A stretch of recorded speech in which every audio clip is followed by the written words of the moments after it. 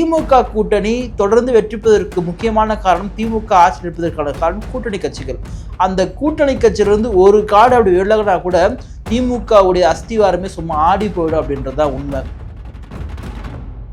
இந்த திமுக எங்களுக்கு அதிகப்படியான சீட்டை கொடுத்து தான் ஆகணும். நீங்க வேணா சீட்டை கம்மி பண்ணிக்கங்க, திமுக நிற்கிற தொகுதிகள் நீங்க வேணா கம்மி பண்ணீங்க, எங்களுக்கு நீங்க சீட்டு அதிகமா நீங்க தாங்க.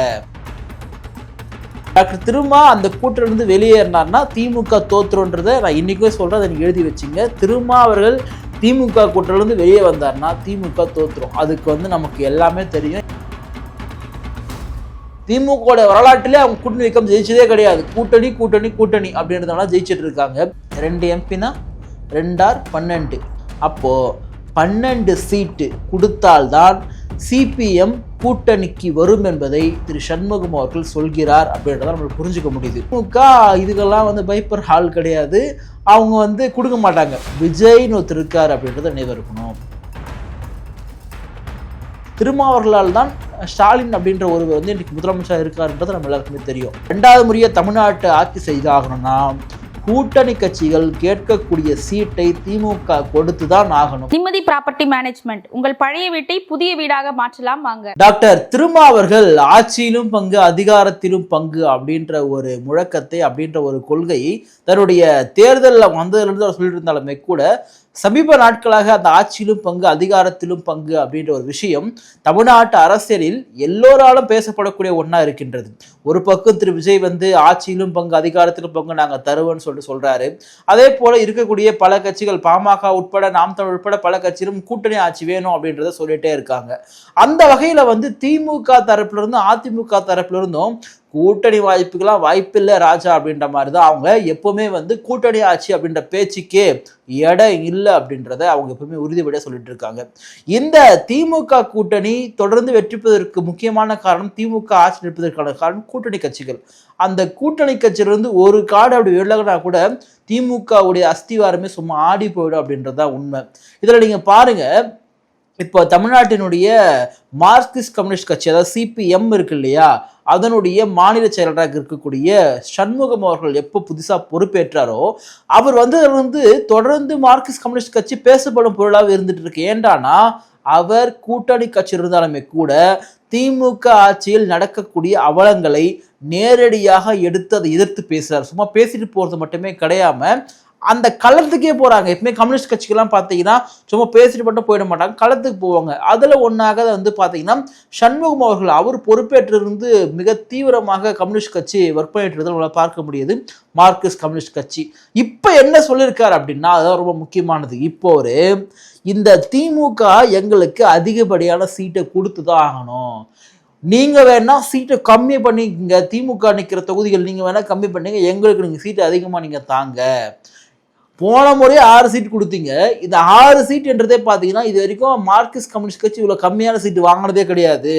நீங்கள் பிஜேபி உள்ள வந்துடக்கூடாதுன்ற காரணத்திற்காக ஏதோ ஒன்று பேசி அவளை சம்மதிக்க வச்சு 6 சீட் நீங்கள் ஒத்துக்கிட்டு வச்சிங்க. ஆனால் வர நாட்களில் இது நடக்காது அப்படின்றத திரு சண்முகம் அவர்கள் தெளிவுபட சொல்லியிருக்காரு. இது திமுக கூட்டணிக்குள்ளேயும் திமுகவிலும் மிகப்பெரிய ஒரு அதிர்வலையை ஏற்படுத்திட்டு இருக்கு.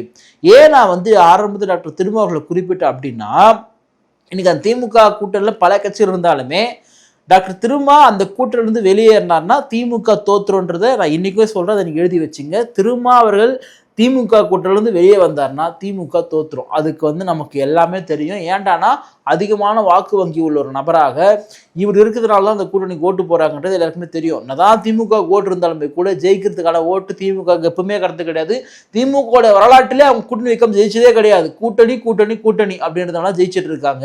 இன்னைக்கு அந்த கூட்டணியில் மிக முக்கியமாக இருக்கக்கூடியவராக டாக்டர் திருமா அவர்கள் இருந்துட்டு இருக்காரு. அப்போ அவர் வெளியே போயிட்டாருன்னா அந்த இடம் அந்த சொன்ன மாதிரி அஸ்திவாரமே சும்மா ஆட்டம் கண்டுடும். இப்போ இவர் பேசுறாரு இல்லையா திரு சண்முகம் அவர்கள், அவர் எங்களுக்கு அதிகமான சீட்டு தாங்க, நீங்க கம்மியா கூட நீங்க நின்னுங்க, பிரச்சனை கிடையாது, ஏன் நீங்க குறைச்சு நின்னுங்க, ஏன் நீங்க இதை குறைக்கிறத கூட பொருள் பண்ணு, விட்டு கொடுங்க, நீங்க இந்த முறைலாம் கம்மியா கொடுத்தீங்கன்னா ஏத்துக்கவே மாட்டோம் அப்படின்றதுல உறுதியாக மார்க்சிஸ்ட் கம்யூனிஸ்ட் கட்சி இருக்கிறது. ஒரு பேச்சு நான் சொல்றேன், 2 எம்பி வச்சிருக்காங்க. 2 எம்பினா 2 அப்போ 12 சீட்டு கொடுத்தால்தான் சிபிஎம் கூட்டணிக்கு வரும் என்பதை திரு சண்முகம் அவர்கள் சொல்கிறார் அப்படின்றத நம்மளுக்கு புரிஞ்சுக்க முடியுது. அப்படி பார்த்தா இந்த பக்கம் விசிகா கிட்ட 2 இருக்கு, அந்த பக்கம் சிபிஐ அவங்க கிட்ட 2 இருக்கு. இந்த மாதிரி எத்தனை கட்சிகள் வச்சுட்டு இருக்காங்களோ இவங்க எல்லாருமே அத்தனை கேட்டால் என்ன ஆகிறது? காங்கிரஸ் கிட்ட எத்தனை இருக்கு? அப்போ திமுக வேற வழியே இல்லாமல் இவங்களுக்கெல்லாம் கேட்கறத வந்து கொடுக்க போதான்றது ஒரு கேள்வி. அவங்க வந்து கொடுக்கவே மாட்டாங்கன்றதை நான் இன்றைக்கும் உறுதியாக சொல்கிறேன். திமுக இதுக்கெல்லாம் வந்து பயப்படுற ஆள் கிடையாது. அவங்க வந்து கொடுக்க மாட்டாங்க. கொடுக்கலன்னா கூட்டணி கட்சியில் என்ன பண்ணுவாங்கன்றது ஒரு கேள்வியாக இருக்குது.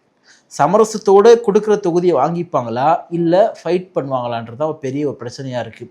ஆனால் இந்த கூட்டணி கட்சிகளுக்காக வேறு ஆப்ஷன் இல்லாத மாதிரி போயிருக்கக்கூடிய ஒரு சூழலை தமிழ்நாட்டில் நம்மளால் புரிஞ்சுக்க முடியுது.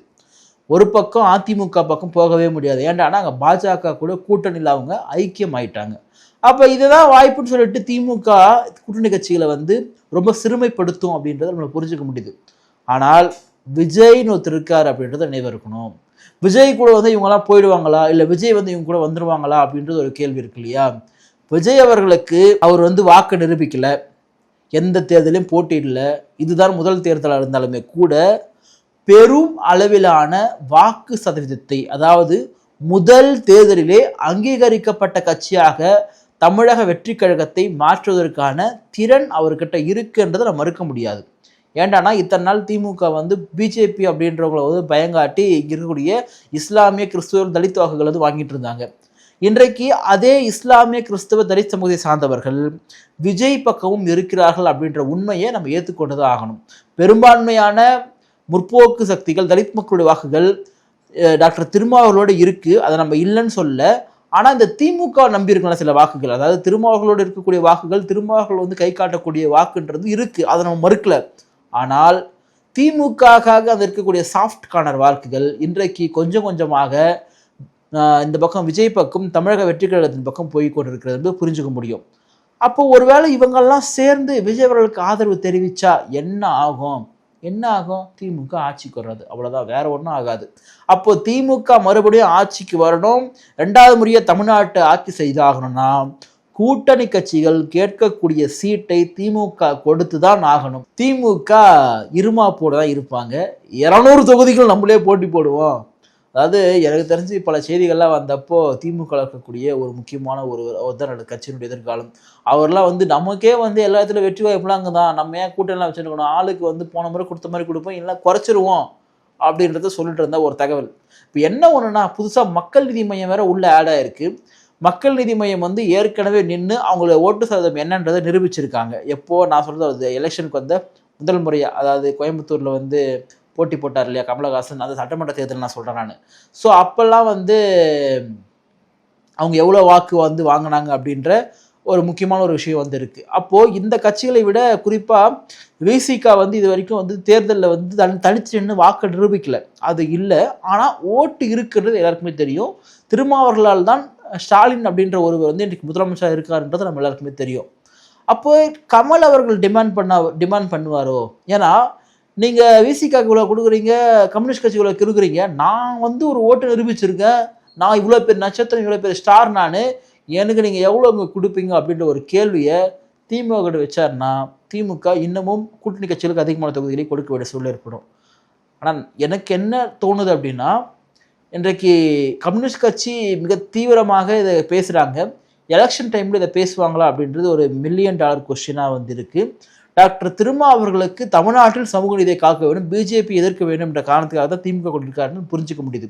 ஆனால் இதையெல்லாம் திமுக தனக்கான ஒரு சாதகமாக எடுத்துட்டு கூட்டணி கட்சிகளுக்கு வந்து ரொம்ப இழிவான 2 சீட்டு 3 சீட்டுன்னு கொடுத்து நடந்துச்சுன்னா திமுகக்கெல்லாம் என்ன சொல்கிறது, கட்சிக்கு மனசாட்சி இருக்கா இல்லையான்றது நமக்கு தெரியல. பார்ப்போம் என்ன நடக்க போகுது அப்படின்றது. ஒரு கூட்டணி கட்சிகள் உங்களுக்கு ஜெயிக்க வைக்கிறாங்கன்னா அந்த கூட்டணி கட்சிகளுக்கு உரிய மரியாதையும் உரிய சுயமரியாதையும் கொடுக்கணும் அப்படின்றத ஒரு பெரிய கட்சிக்கு உண்டான அழகு. அந்த அழகை திமுக இது வரைக்கும் பண்ணலை. வர தேர்தலாவது பண்ணுவாங்கன்றதை பார்ப்போம். நன்றி, வணக்கம்.